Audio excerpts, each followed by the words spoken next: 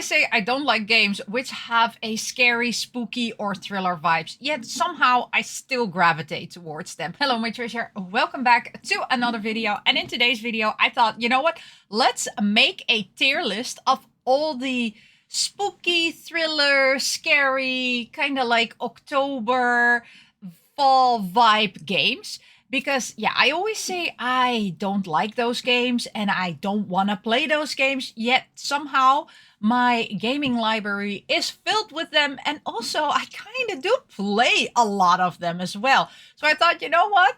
After playing quite some of these, let's call them October fall games, I thought, you know what? Let's together rate these games and discuss these games. Why? You know, like I thought it was a good idea to play them. And if it is also maybe a good idea for you to start playing these games. Okay, you know what? I am gonna now put tier maker here on the screen. And if it goes wrong, it goes wrong, okay? You gotta deal with it. This is the first time I'm doing this, so pray to the goddesses that this will... Okay, you should see in front of you the tier list. I called it the October Fall Vibe Games tier list. Yes, I know, I couldn't think of any original name. So therefore, that is gonna be the name. And I have loaded up all the cover art for the games that I've played. And I'm just gonna do the order that you see there. It's not an order that I picked, it's an order that the system picked when I was just throwing in all the cover art. So yeah, let's first start with the first game. And I have it also here. Oh wait, let me show you here. I have it here, and that is Deathmark. So Deathmark is a visual novel, and it is a, yeah, 100% a scary visual novel. You play as a no-name protagonist because you have lost your memory and you end up in a scary mansion trying to uncover everything that is happening in the mansion, and also why people, and that's the name of course, why it's called Deathmark, have certain marks on them which mark that within a couple of days they will die a very gruesome death. And yes, the imagery in this game is 100% gruesome. It's sometimes even really distasteful. There are ghosts that you need to battle in this visual novel. Yes, I know, there are really battles in this game. And it's word battles. So in this game, you collect also items, and these items have to do with the backstory of these ghosts that you need to defeat. Give these ghosts the correct items, and you will end up defeating the ghost. If you give them the incorrect items, it will be sudden death. So yes, it's not a visual novel where it's like, you know what, in the end you get the bad ending. No. Once you start playing it, you can actually die in the first, you know, round of trying to beat the first ghost. I do have to say, I found this visual novel quite difficult. So I did need to use, I think around the fourth ghost that I had to beat, I did have to use a guide because I just kept on dying. And yeah, it was quite hard, but the story was amazing. I don't want to put this one in S tier immediately because the thing is, and you can already see it because there is something else there. It is so good that I wanted more of it. And it really is an acquired taste. So if you don't like visual novels, then it's not a game for you. But if you like visual novels, and if you like scary visual novels, like really scary with really gruesome, there's a lot of gore in it, then definitely check out Deathmark. I would say it's the good fall spooky vibes. It's definitely something that gets more atmosphere if you play it when, you know, like the sun has gone down, you have a nice cup of cocoa or tea or coffee next to you, and you're sitting there playing this game. But it is quite hard actually on certain points. So yeah, I do recommend that if you get stuck, to avoid getting annoyed with the game, to just grab a guide and, you know, let them tell you which items you need to defeat the ghost. So that's it for Deathmark. So yeah, that goes into A tier. Then the next one we have is Get Me Out, Please. And this was an impulse purchase for me. Because I have also here the, let me show you. Ta-da! The collector's guide. And the collector's guide was actually on sale in one of my game stores. And therefore I bought it because I was like, hey, it's a special edition. It's on sale. The cover art looks amazing. And I thought it was a visual novel. It kind of is not a visual novel. It is a escape game. And it's an escape horror game, basically. You play as Hazuki, and basically this is a 4-player or up to 4 players escape game. You can play this game also online with others around the world. I have tried to do that. However, there was nobody anymore in the server, right? So this game is already, you know, like past its peak. But you can also play this game by yourself. And what you need to do is in this game, you need to open different kinds of treasure chests. I don't know, kind of weird chests. And you need to collect talismans in order to escape the school building. Because you are being chased by some horrible ghost. And during your escape, you can collect various story snippets. These story snippets tell you something about the school, about the things that happened at the school. But you can also collect diaries of each of the 4 games, explaining more about their background and also about the ghost and what has happened and why the ghost is there.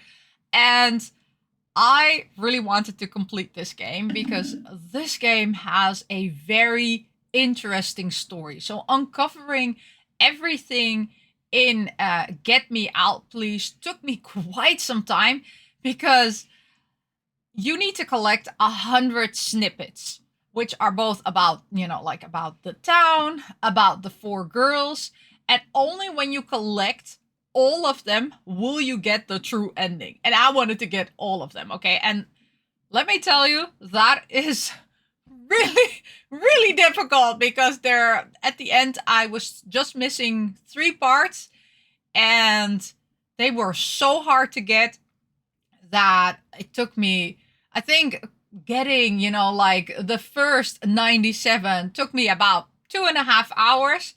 Getting the last 3 took me 5 hours to find them because you have to explore the complete building and just look in every nook and cranny. And the last one was hidden in a space where you could actually not get unless you did a certain thing with the skeleton that is on the 3rd floor. So I was like, but I got the true ending. And it was it worth it? No, it was not worth it. It was worth it, but it was not worth it. You could have looked it up on YouTube, but yet, again, there was only one person who got the true ending and put it online. I could nowhere, and it was not even and somebody who spoke English, right? It was one person in China who got the true ending. So I was like, okay, I need to also get the true ending. So I got the true ending. I was happy. And yeah, but in the end, this game is really, really short. And really is a game that you play with others online to escape as fast as possible. And yeah, I'm happy that I have it. But this game is not, yeah. You know what? This is C tier. It could have been worse, right? It's, if those last 3 story snippets weren't that hard to get, it might be okay, fun to play. But you know what? It's, for me, it's a C tier. It could have been worse. It's not that I never want to see the game again, but it could be worse, okay? Now we're gonna go for a game which was recently released, and that is Goosebump Tower in Little Creek. Actually, this one I started playing on release date immediately because, you know, I wanted to get into the, you know, like Halloween, spooky vibes, scary vibes, and I thought, you know what, Goosebumps, that's what you need to play when, you know, like you want to get in that vibes. I thought this was a point and click game. I don't know why I thought it was a point and click game. I love point and click games. So that's why I thought I'm going to play this because, you know, it's a point and click game. How hard can it be? It's not a point and click game, okay? It's a stealth game where you have limited spaces where you can save, okay? And you have very, very annoying monsters and you have limited ammo, and you are annoyed with your friends in here. Let me tell you that they are not useful. So, yeah. Goosebumps. I completed. So all the games you're seeing here, by the way, I completed. I rolled credits on them. Okay, so this one also I rolled credits on. There are 2 endings. I went for the, I don't want to say bad ending, but it kind of is the bad ending. It's the ending where you, well, spoiler, just click away now for 5 seconds. Okay. So I got the ending where I consumed both of the ghosts and so the mummy and also the phantom. And yeah, I kind of ate the bad guy. So not gonna lie about it. But yeah, okay, you can come back now. Spoiler over. So yeah, Goosebumps, Terror in Little Creek. It is a stealth game. It's, if I liked stealth games, right, and if I like, you know, like limited inventory, limited, you know, like spots where I could save, hard bosses to run away from, which, you know, like you have characters that you need to, or scary monsters that you need to run away from. But how fast you can run, it's the same speed as the monsters, okay? So they catch up with you like within a couple of seconds. If you just, you know, like run a bit towards something that just holds you back a bit, it basically means that they got you, right? You lose, you know, like a life, and you also have limited health that you can get, right? You have a medikit and you have snacks, which you can restore your health with. Does this remind you of something? Maybe Resident Evil type? Yeah, okay. So, yeah, the reason why I don't play Resident Evil is because I did play the first Resident Evil, and after experiencing that, I never wanted to play Resident Evil again. I never want to go through that horror again. Therefore, this really gave me Resident Evil 1 vibes, and yes, the art style is kind of not my thing, but again, like I thought it was a point and click, and then I'm okay with, you know, like art style, which is not my, but it's not point and click. And is it difficult? I could finish it, right? And I only one time needed to get a guide because I was stuck at the very end where I was like, okay, but yeah, it had to do with the phantom.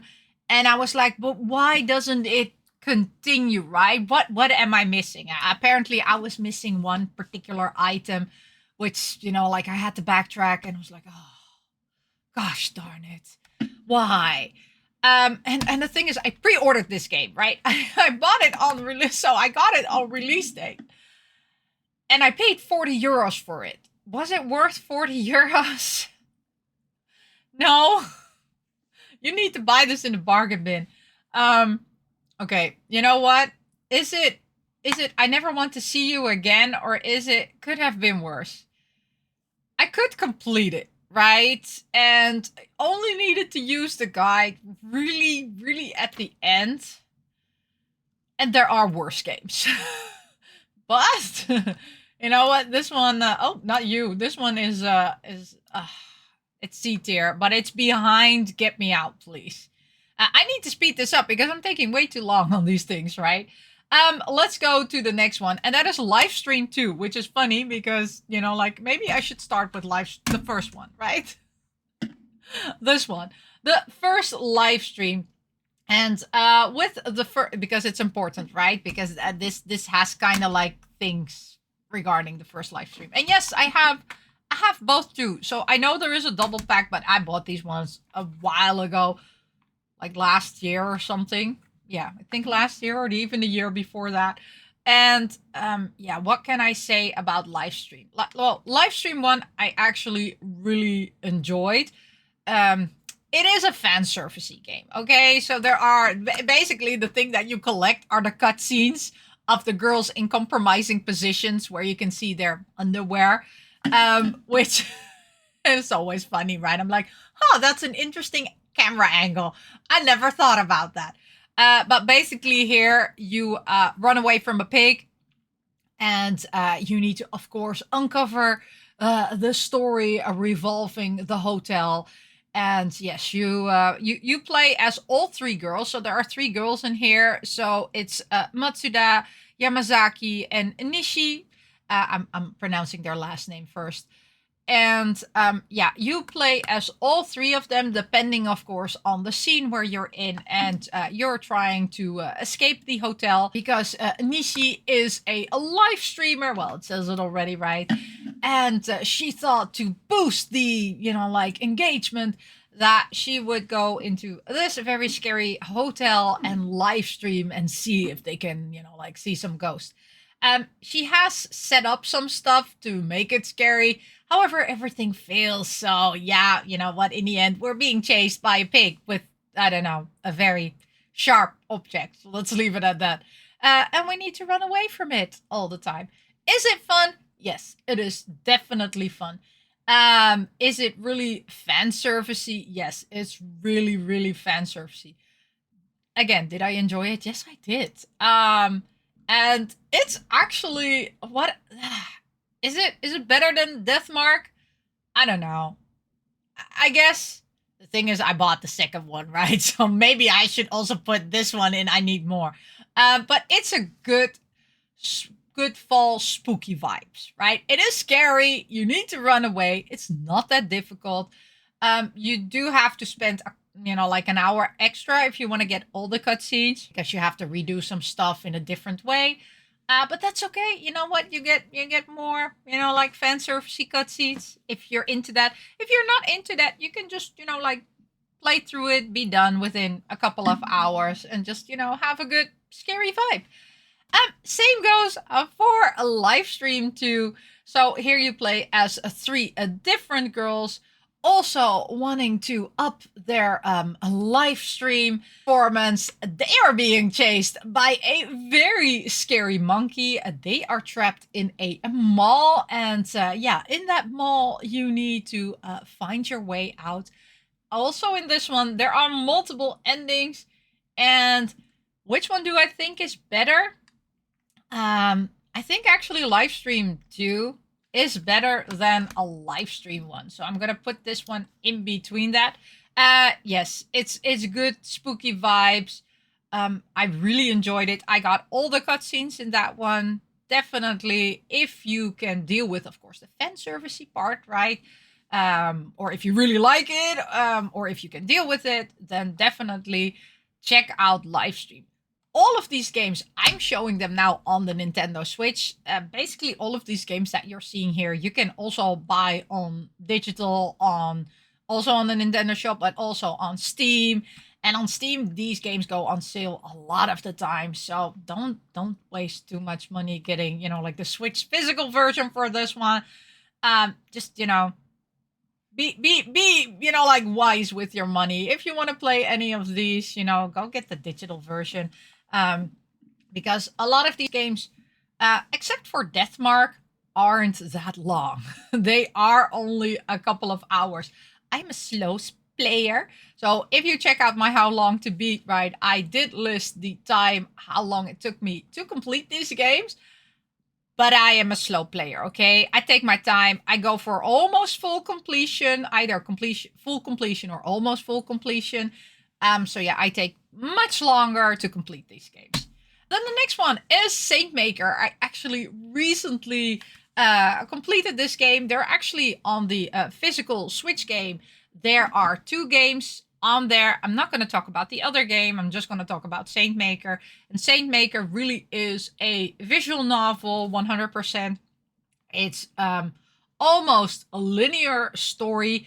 There is a variant in it so that you can go a different, well, kind of different route. But, and there are achievements that you can unlock by choosing different options. But it is a quite linear visual novel. And I really, really enjoyed this visual novel. It had me guessing all the time, like, what's happening? Why is this happening? And at the beginning, I did not know the plot twist. Like, halfway through, I understood. But in the beginning, I was like, this is weird. This feels weird. And yeah, it got me really surprised. I'm not going to spoil this one, okay? This one you really need to, because Saint Maker also is very cheap. And if you like visual novels, and if you like kind of thriller, it's more of a thriller, right? It's not 100% spooky. But if you like thriller, psychological thriller, visual novels, which are short, definitely check this one out. And there's also a kind of like a Yuri vibe going in there between the two main characters, which I was not aware of that. There is some ba-dum, heart beating when certain things happen. So I was like, I guess I need to put this in my Yuri visual novel list because I did not know that when I bought this game. I bought this game because it was a visual novel and it had some thriller elements in it. So Saint Maker, again, is it better than live streams? I don't know. Livestream had more interaction in it. You know what? I'll put it here for now. Okay. Then one which, because it has a witch in it and a wizard and a cauldron and everything, it falls under the fall spooky vibe. Okay. You cannot say it does not fall on it just because it's, you know, like a Candy Crush game. You cannot tell me that it is not something that falls under this vibe. And this is Secret of Magic, the Book of Spells. So I only completed the first game and I started the second game. So I'm only going to talk about the first game. And in this first game, there's actually a cute story in there, right? You are a regular human, just living your gorgeous life and whatever. And then suddenly your aunt comes along and tells you that you are a witch and learns you all the tricks to become the witch and to actually save your parents, because your parents have been taken away by some evil other witch. And you need to, you know, like up your witch's power through 100 levels to be able to, in the first game, only get to the world where the evil witch is and to try and save your parents. Whereas in the second game, you are gonna save your parents. I hope you can save your parents, because you have to go through another 100 levels to actually save your parents. So yeah, this is just a game that I like to play when I'm feeling completely overwhelmed with everything happening and I just want to play an easy game. Okay, I like my Candy Crush games. I don't like playing it on my mobile phone. I really don't. I really don't like playing these games on mobile phone. And this is really a B tier type of game. Yes, I know, right? If you're looking at the C tier, could be worse. It's really fun to play. Yes, I am a multiverse gamer. Okay, I play games from every type that is there. Okay, I think I haven't put a hack and slash horror game or thriller game in here. I need to play that still. Anyway, yeah, it's fun to play. It's okay, right? It's, what can I say? It's Candy Crush with a little bit of a story in it where you save your parents. I like that. Okay, and then I'm gonna get conflicted by the next two games. And I'm gonna say why I'm conflicted. Because, let's start with the first game. And that is Census. And it really says, you know, like a cyberpunk ghost story. So, try me. Okay, try me on this one. So this falls under the October fall vibes. Okay, how do I explain this? This game has a very interesting story. And the moment you start puzzling everything, it stops. And you're left on a cliffhanger. And you're thinking, I need more. There is no more. Just so you know. Because this game was released, well, both on the Switch, but it was first, of course, released on the PC. It was released completely broken. Completely broken. Okay, it was non-playable. There was so much complaints about it. It was horrible. And I think this was developed by, you know, like one or maybe two people, right? There weren't, it was not from a big studio or whatever, right? Was from I think one developer. And they did try to fix as much as possible of this game, because I know a lot of people actually complain about the story of this game, but I found the story very, very interesting. I mean, I wrote a whole, you know, like during playing it, I wrote everything down because there was just so much. Let me see, where did I write everything?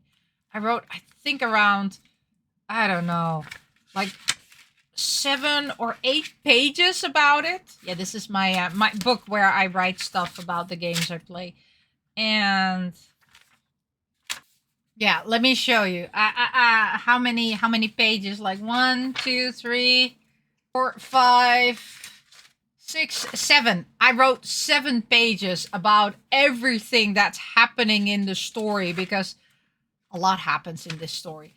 And what I also liked about this game is that you have various death endings as well. And also you can actually, you know, like complete the game in 1 second, basically, because you start off by deciding if you're gonna meet your date at the club or if you are gonna go back home. And if you choose to go back home, that's the ending of the game. So yeah, I like this. And there are so many different types of death scenes. However, this game also has something which I hate. They tried to mitigate it, but it wasn't done very well. So in this game also, you need to find a certain item in order to be able to save. You need to find a tape recorder in order to save your progress. There are limited tapes around the building, and there are limited spaces where you can record your progress. And yeah, what can I say? Yeah, it's basically like Resident Evil, right? Where you need to collect ribbons and you have limited space, limited ribbons, and you need to choose where you are gonna save. There is a quick save option, but that, of course, there's only one slot, right? So that overwrites every time.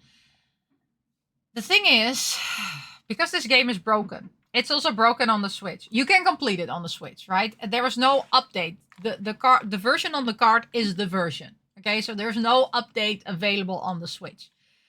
There are certain parts where this game is broken. If you, I don't want to say if you take a wrong step, but if you are like me and you do too much exploring, there are parts where the game can break. So, for example, in the beginning, there will be a ghost chasing you because you got a gacha coin. If you go back to that place 2 times, then you lose the gacha coin. And that gacha coin you later need to open a certain door to continue the story. But if you go there twice, somehow that coin disappears from your inventory, never to be seen again, never to be found again. Which basically means you're stuck. So I only figured that out, of course, when I was almost halfway through the game, and when I was at that point where I needed that coin. And yeah, I had to restart the game. Because I was like, okay, I you know what, I'm going to give it one more try. So I wasted 2.5 hours on this game.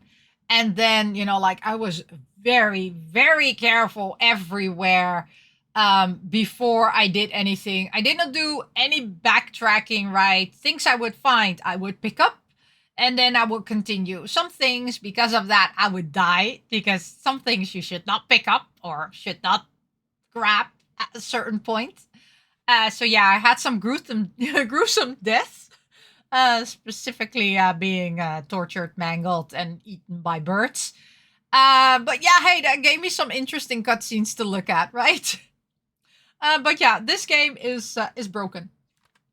Can't say anything else. I did complete it, and I got the best ending, but and the story is great. But because it is broken, I would say it could be worse. It is, the story is good, but the game is broken. And I also like the art style in it. I know there was a lot of controversy about how these girls looked in the game, or how the main protagonist looks, because she has some very impressive melons. However, I don't care about that. I really love the aesthetic that they went for, and the fact that she has bigger melons, like, and wears hot pants. I have no problem with that. I mean, it's a fictional character. What's everybody's problem, right? And she is, like, part machine anyway, so she is completely enhanced in every aspect. And actually, somewhere in the game, there is also a story about over enhancing. So actually, the story does tell you that enhancing yourself after a certain point might not be good for your mental health. So yeah, it has actually some very good stories in it. But yeah, because it's broken, I can't put it in a higher tier. I'm so sorry. Then we're gonna go to the next one, which is, it's not the sequel. It is the sequel, but it's not the sequel. It depends how you play this game. So this is Census Midnight. Census Midnight is a very short game.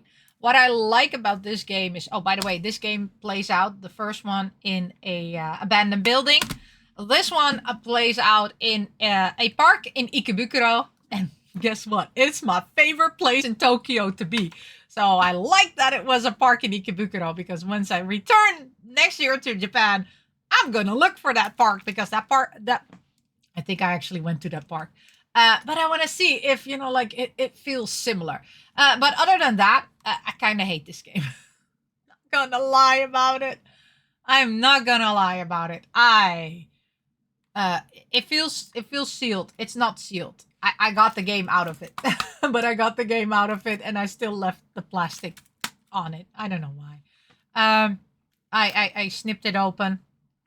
I didn't remove the plastic. I don't know why, but it is open. There we go. You can see it.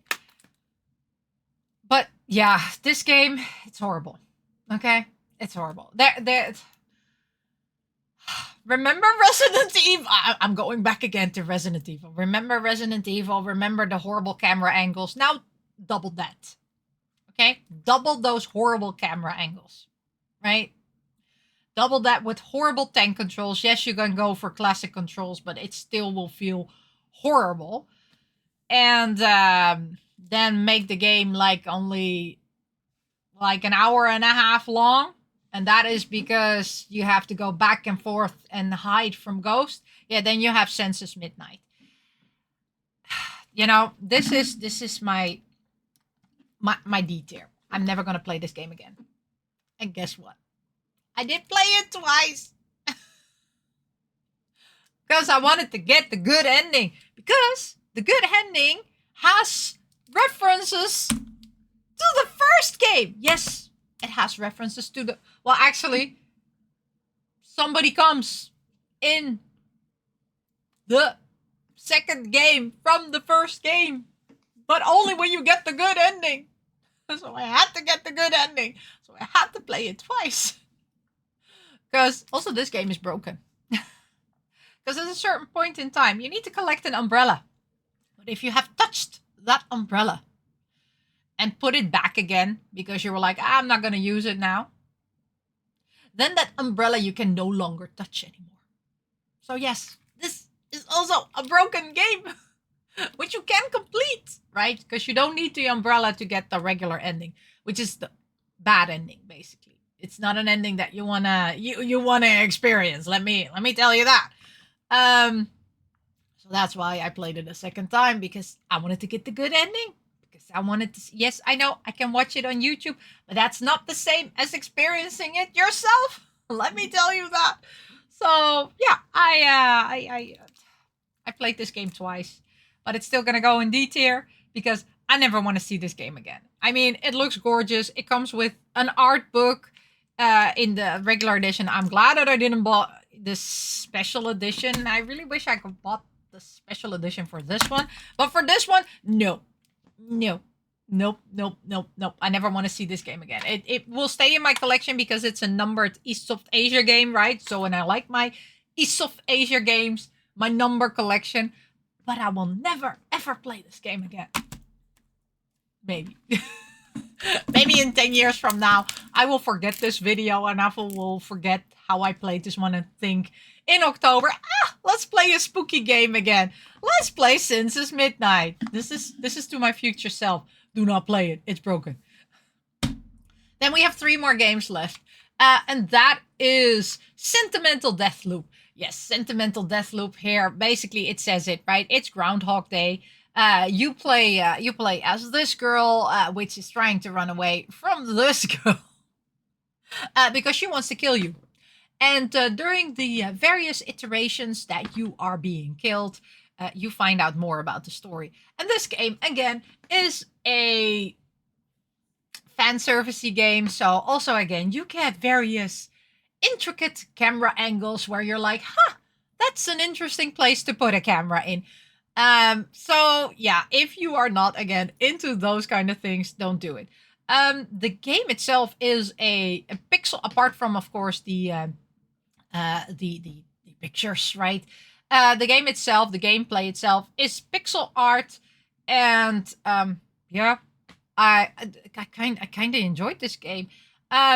It does take a long time. I think around 7-8 hours to get all the endings. Because, yes, there are multiple endings in here, and you need to do something very annoying, and I had to look it up because I was like, why can I not get the final ending? You have to kind of like escape her so many times in order to to get the good ending.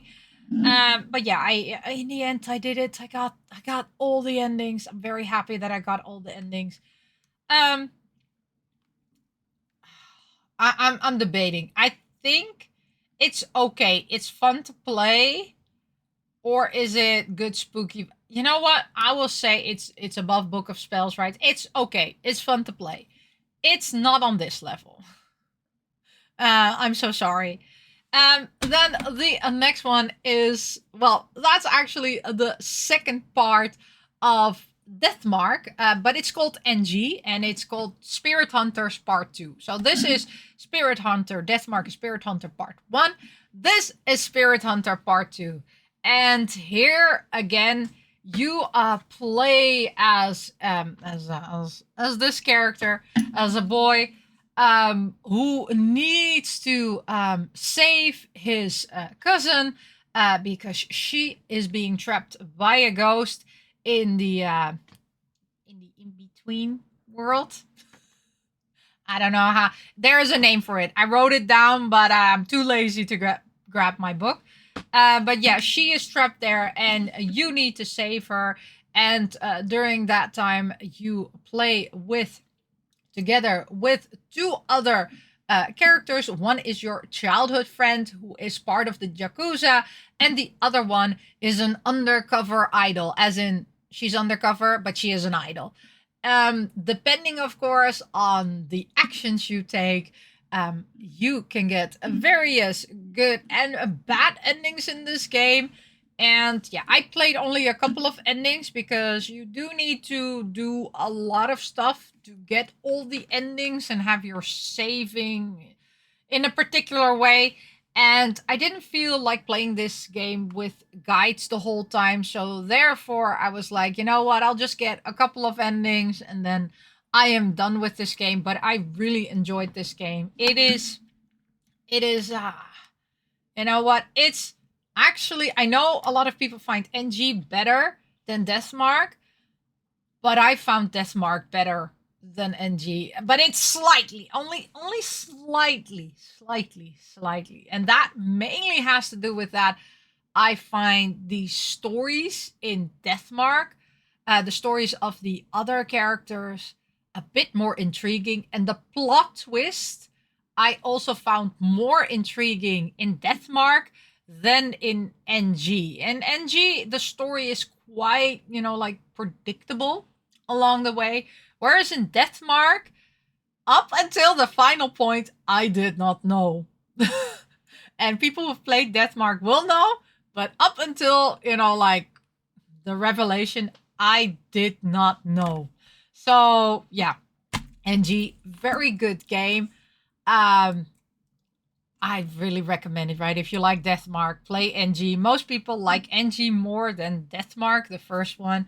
But yeah, I like Deathmark more than NG. Only slightly. It's hard. And then the final game, which is more of a thriller, and it's also a visual novel. That is Staffer Case. This one was also recently released. You've seen it in a games pickup. I have completed this game. And in this game, you play as a detective called a Notrick, or also for short, Note. And you are part of a mana division. However, you don't have any mana or special powers. Whereas all the other people in the team that you're working with have specific special powers.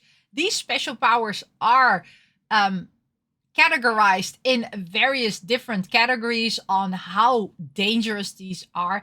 And the people who have these special abilities also wear wristbands, and those wristbands have a color depicting the color of how dangerous they are for the outside world. And you play as somebody who doesn't have any mana powers or any special abilities, yet you have very skilled detective powers, and you can deduct a lot of things just by looking at the various items and listening to the various statements of people. And therefore, you end up in the mana division in London. I'm not going to spoil anything more. You go through various cases, but these cases all are interconnected for a one big storyline.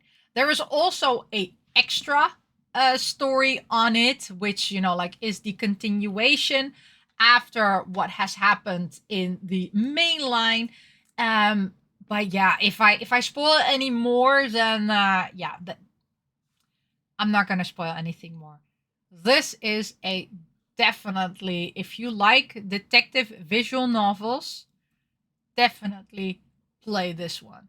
It is very interesting, very intricate. It has so many things that like really makes you think about certain decisions that people make also in real life. And I'm like, okay, you know what, this is, I need more, right? Even this is S tier for me. This game, I the reason why I did not give it like the highest score out of all the games that I've played is because I need more. It left so many open ends where I was like, I need more. I want to know more. I need to know more. And the extra stories does give, like a bit of feeling for you that you're like, okay, I got some more, but it felt too short. It felt really like I really need more. When is more coming? Then I have one more bonus game, and that is Tokyo Psychodynamic. And I am also gonna put this one in S tier and even above Staffer Case. Yes, I left this one at the end because this game is really such an interesting thriller visual novel. You as a detective need to uncover the very dark secrets that are happening in this world and that were caused by a cult. And again, I am not gonna spoil anything in this game. You play 5 cases, and at the end of the 5th case, it also tells you to be continued, because yes, this story has an open end, and I hope they will make more for this game, because not everything, I think half of the open ends are still open in this game. And oh my gosh, it was quite difficult to play this game because there's a lot of puzzling. You need to listen there is a lot of interactive stuff happening in this game. You need to listen to tape recorders, you need to investigate camera footage, you need to look closely at pictures, investigate crime scenes. You really feel like you are a detective. I mean, what I really liked about this game is, like I had to listen to tape messages, right? And figure out certain things. Or I had to look at the tapes and see, like which person was suspicious because they had a certain thing. And yeah, I really felt like I was a detective trying to solve the case. And I did play this one completely without a guide. That's why it took me almost 17 hours to complete it. This is not such a long game, but I was just adamant to play this without any help because I just found it very interesting. And I read through all the documents that I would get, all the information. I learned a lot about planes, about all kinds of things. So, yeah, Tokyo Psychedemic. I would not expect this game to be this awesome when I bought it. But yeah, you know what? If you like detective visual novels, and if you really want to immerse yourself, because this is a very immersive visual novel, which also that's the interesting thing about it. It mixes um, real humans, right? So the tapes you see real humans with the cartoon art. So I find this such an interesting concept and it works. For this game, it really works. So yeah, I would definitely recommend Tokyo Psychedemic if you are into detective visual novels. And that is it for the complete tier list of October fall games that I recommend or not recommend playing during this spooky, scary, and cozy month. But yeah, thank you so much for watching. And as always, I say, miss you, love you, bye bye.